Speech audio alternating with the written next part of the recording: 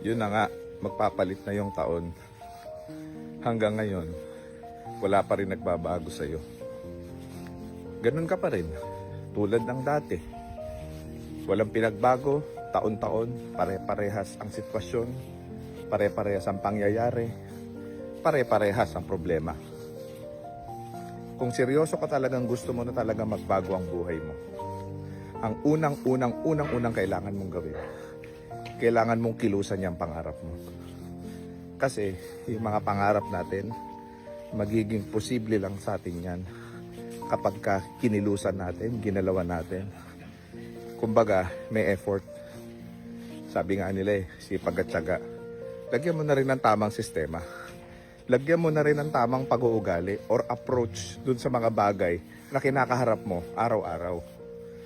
Lagyan mo na rin ng konting malasakit sa ibang tao. Kasi masyado tayo malayo tumingin. Ang ikapagtatagumpay talaga natin, nasa karakteristik lang natin. Nasa pag-uugali lang natin. Yan lang ang unang kailangan mong baguhin sa buhay mo kung gusto mong may magbago. Kaya ngayong 2025, gusto ko sana may magbago sa buhay mo. Magkita-kita tayo.